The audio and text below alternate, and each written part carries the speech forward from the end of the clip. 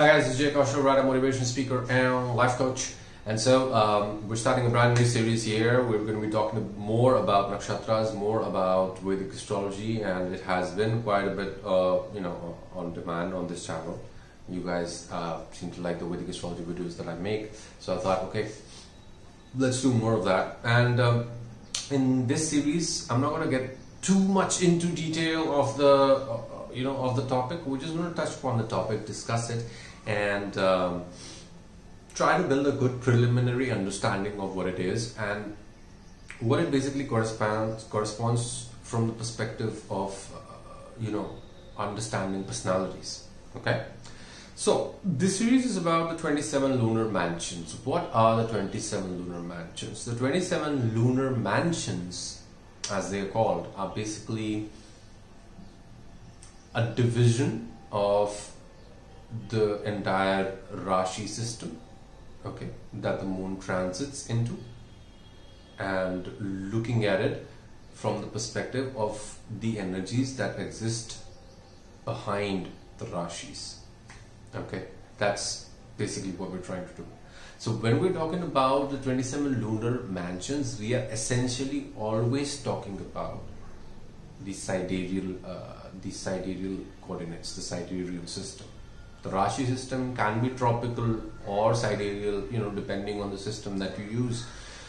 But the nakshatra system is always sidereal because it is based on the movement of the moon around the earth. So as the moon moves around the earth, it is transiting through a particular star on each one of the 28.5 days that it takes to move around the earth and complete one revolution.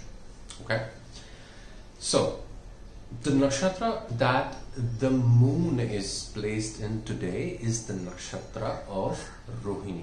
It's the fourth lunar mansion, and every lunar mansion has a different energy, has a different deity, has a different symbolism, has a different significance. So if you look at your chart, or if you look at anybody's chart, and you see that a planet is placed in a particular nakshatra, then you can infer a lot more about the energies of this planet and how it is imparting those energies to the native through this nakshatra, what it means.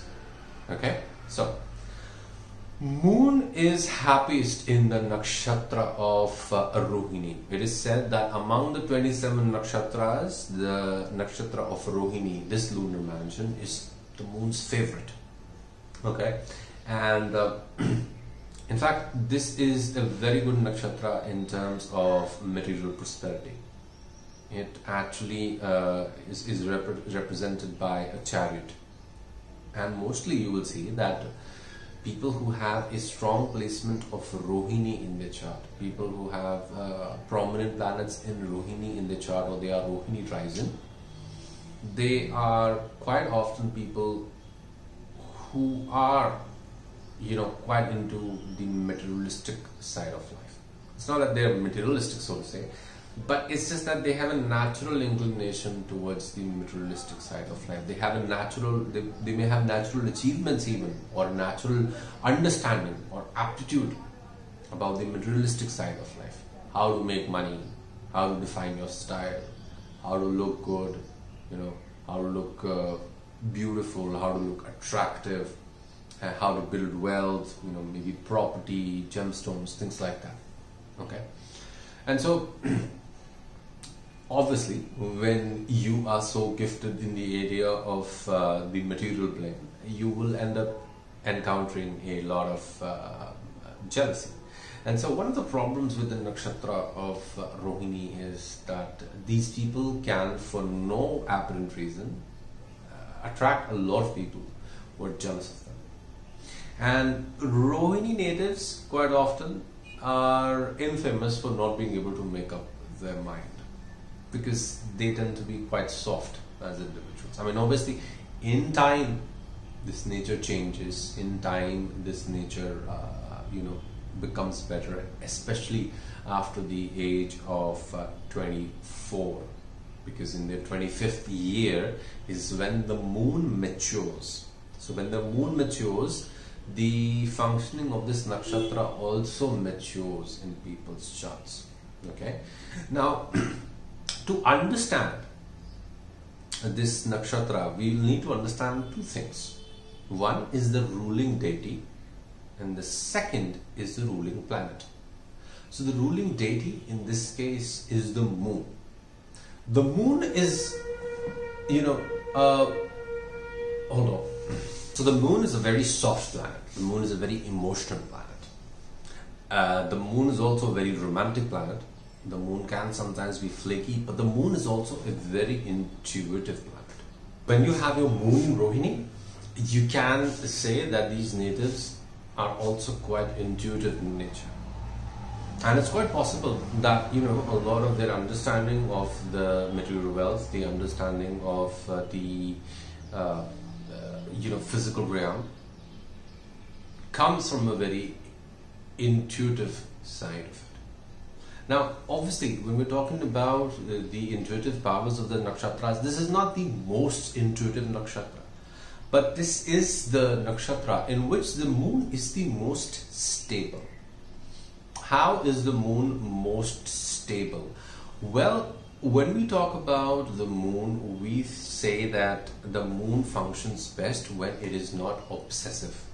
The moon functions the best when it is not getting so deep into things that you forget about everything else that life has to offer, that you're able to enjoy a good life.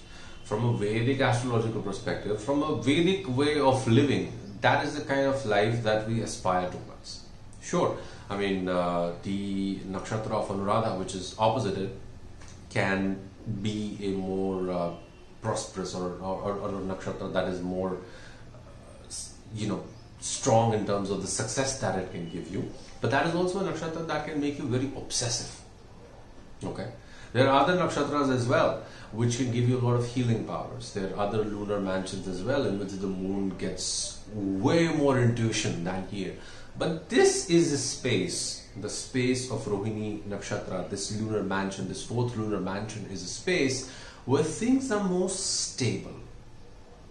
And when things are most stable, what do you want to do? You want to create more. You have more energy of creation. And that is why the deity of this nakshatra is Brahma, the creator. Now, to end this video, I'd like to tell you an interesting story about Brahma. The reason that we do not worship Brahma out of the trinity of Brahma, Vishnu and Mahesh is because, you see, Brahma developed creativity. Brahma, he created the universe, but from his creativeness, from his creativity also came desire. And so Brahma had 4 heads. And he created this wonderful woman, and he got so attracted towards her that he grew 4 heads to be able to look at her and admire her from every direction.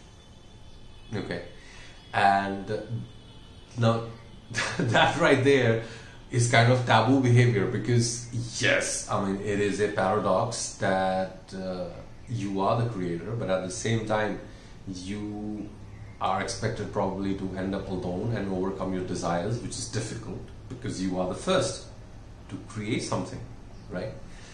But on the second hand, it's also that as the creator, a huge part of you maintaining the sanctity of the office of being the creator is to separate yourself from desire, which Brahma was not able to do. Okay, and so finally Shiva chopped one of his heads off. I'm going to share that story later, and that is why Brahma only has 3 heads now.